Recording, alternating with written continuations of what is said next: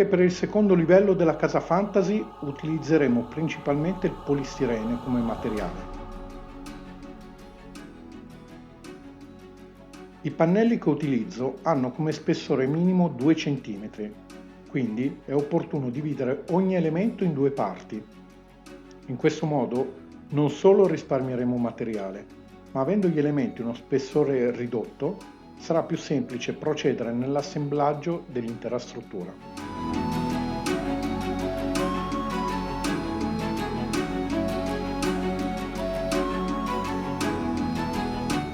Per ritagliare correttamente porte e finestre ci si può aiutare con le dime allegate al progetto. Attaccate le dime con l'ausilio di scotch carta, che sarà successivamente facilmente removibile.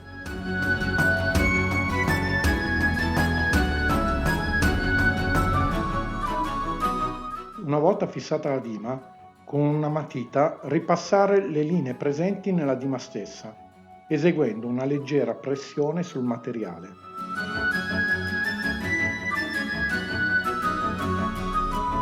Questa operazione permetterà di avere incisa sull'elemento di polistirene la zona dove andrà asportato il materiale. A questo punto potete rimuovere la dima dall'elemento. Come detto, risulta facile adesso procedere alla rimozione di porte e finestre, in quanto basta seguire l'incisione con il cutter.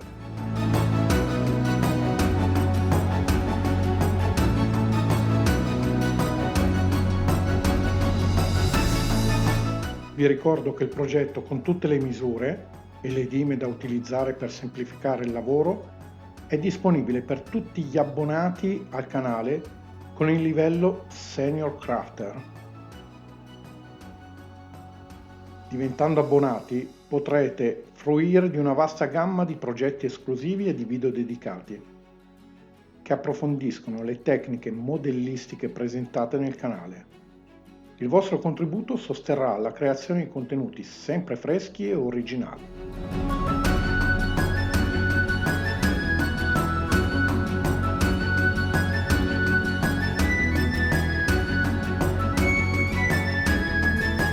Questi elementi permetteranno di avere tetti e tettoie ricurve che caratterizzano in modo particolare le costruzioni fantasy.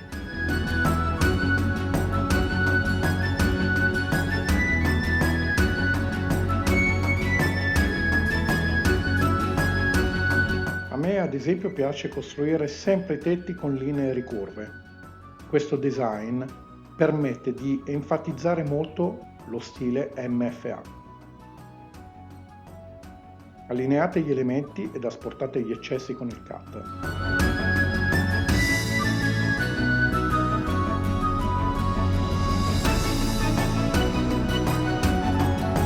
Le dime comunque non sono indispensabili, ma di sicuro aiutano molto nella lavorazione e costruzione del modello.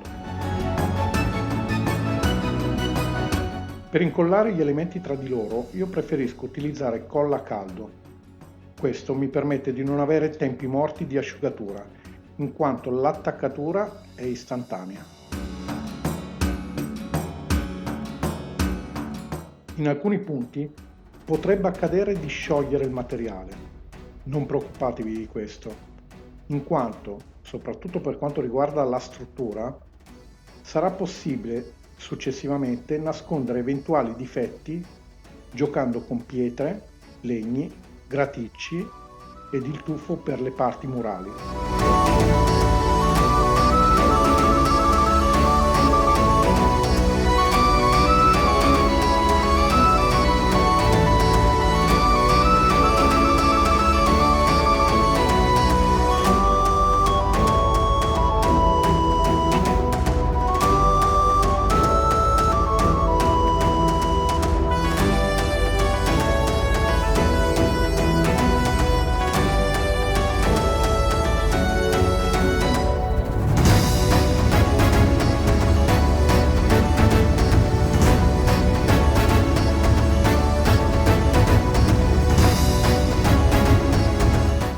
All'interno del video ogni elemento è contrassegnato da una lettera differente per identificarlo univocamente all'interno del progetto stesso.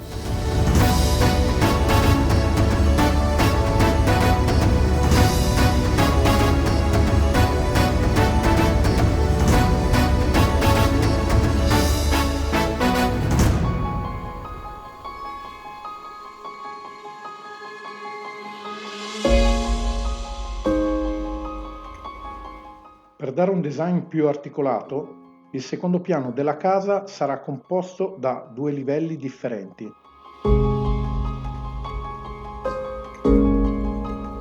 Il polistirene utilizzato per la struttura è di una qualità più scadente rispetto a quello utilizzato per i dettagli o per la copertura delle pareti e dei tetti, come ad esempio i graticci o le assi di legno.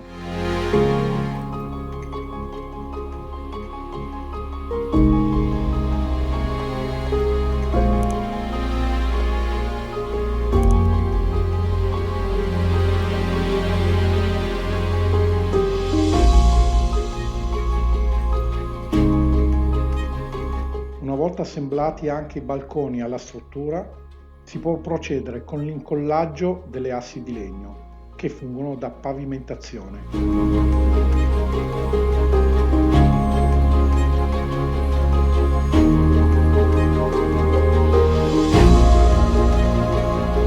Tutte le assi e comunque tutti gli elementi lignei sono elementi di polistirene precedentemente legnizzati con la tecnica dello stuzzicadenti, più volte vista qui sul canale.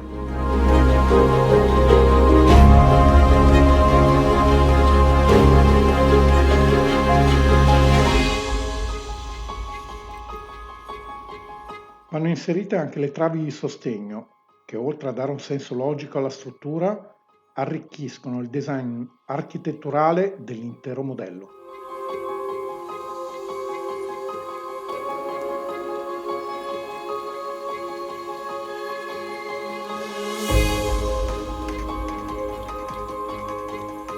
Le travi di sostegno sono formate da una trave su cui appoggiano le assi della pavimentazione ed una trave perpendicolare su cui scaricare il peso. Queste vengono successivamente rafforzate attraverso una trave inclinata a 45 gradi.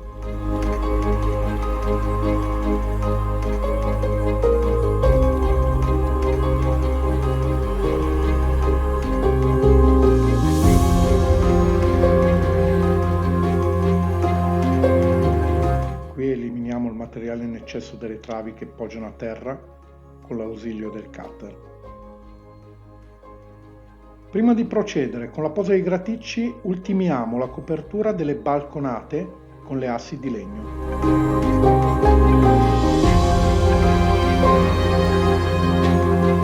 Anche in questo caso utilizzo colla a caldo.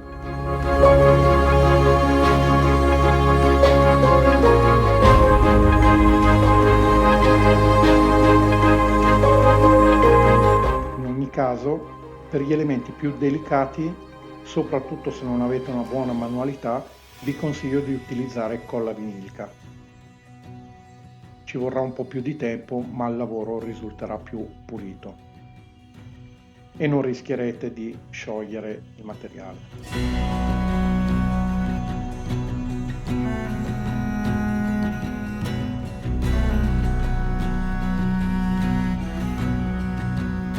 Anche le travi di porte e finestre vanno posate prima.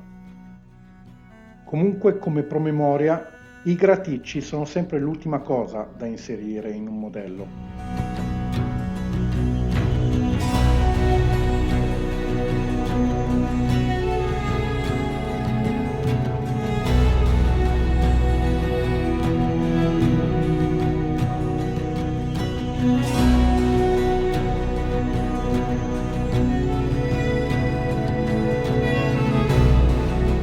Con questi pezzettini a sezione quadrata simuliamo le travi di sostegno delle tettoie che spuntano dalle facciate del modello.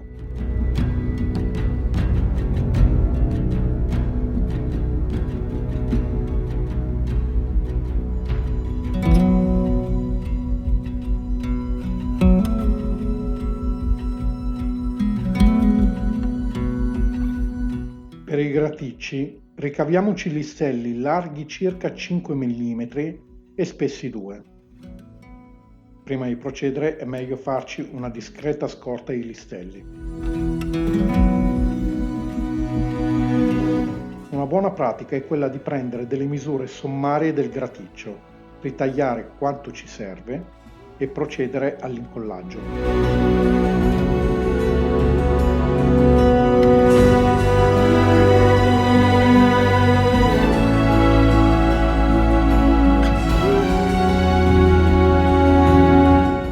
I graticci, essendo listelli molto sottili, soprattutto per chi non è pratico, è preferibile utilizzare colla vinilica.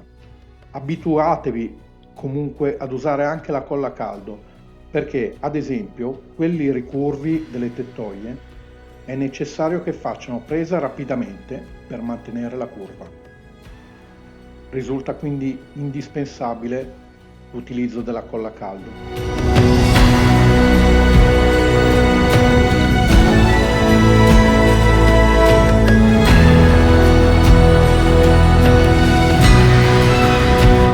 La posa dei graticci è lasciata alla fantasia del modellista.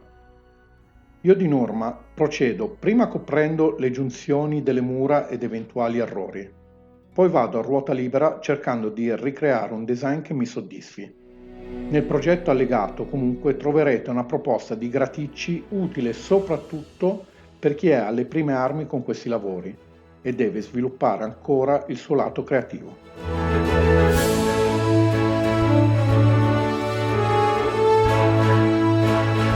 Amici, per oggi è tutto, siamo arrivati alla fine del video. Ci sono ancora un po' di cose da fare prima di procedere con la colorazione. Principalmente sono due i punti ancora da realizzare per dire di aver veramente completato il secondo piano della casa. Uno è la parte frontale. Per questo ho in mente due soluzioni. La prima soluzione è quella di lasciare la porta che si affaccia sulla facciata frontale senza nient'altro. Detta così sembra una cosa illogica, però è una di quelle soluzioni che a mio parere caratterizzano in particolar modo lo stile fantasy.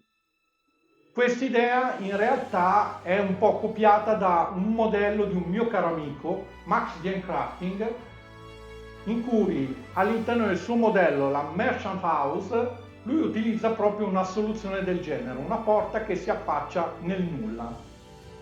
Con Max ci siamo conosciuti la prima volta alla Play Modena, in cui abbiamo fatto insieme un'intervista che trovate qui sul canale. In ogni caso potete andare sul suo canale perché lui fa dei modelli veramente incredibili e quindi vi consiglio di iscrivervi anche sul suo canale, se non lo avete ancora fatto chiaramente. La seconda soluzione invece è quella di avere una passerella lunga che si affaccia nel vuoto, dove le travi di sostegno andranno a finire direttamente nella parete in pietra frontale del primo piano. Ecco, anche in questo caso il design, a mio parere, sarà estremamente fantasy. Scrivetemi qui nei commenti il vostro pensiero. Preferite la soluzione 1 in stile Max Gen Crafting o la soluzione 2 con la passerella lunga che si affaccia nel vuoto? Un altro dei punti da scartare per completare il secondo piano, avrete notato che la parete posteriore è stata lasciata completamente vuota, senza graticcio. Questo perché in realtà ho intenzione di realizzare una struttura verticale in legno che si espanderà fino al terzo piano, ma questo appunto lo vedremo nel prossimo capitolo. In ogni caso l'intera struttura ha a disposizione uno spazio aperto che sarà appunto un piccolo terrazzo come suggeritomi da voi nei commenti. Quindi anche in questo caso nel prossimo appuntamento andremo a costruire la recinzione che farà da cornice a questo terrazzo. Amici, con questo è tutto, io vi ringrazio di avermi seguito fino a qui, vi ricordo di iscrivervi al canale se non l'avete ancora fatto e attivate la campanella per rimanere sempre aggiornati su tutte le nuove uscite. Inoltre ringrazio anche i sostenitori attivi che hanno deciso di abbonarsi.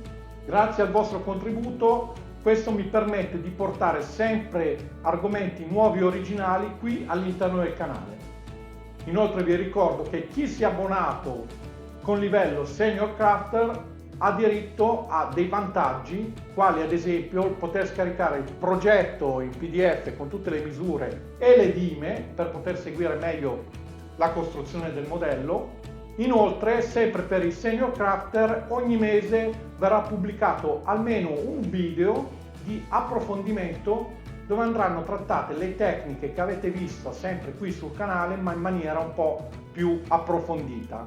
Soprattutto chi si sta approcciando in questo momento all'arte del modellismo, sicuramente tornerà utile avere a disposizione anche questi video. Amici, io vi ringrazio e ci vediamo al prossimo appuntamento. Ciao!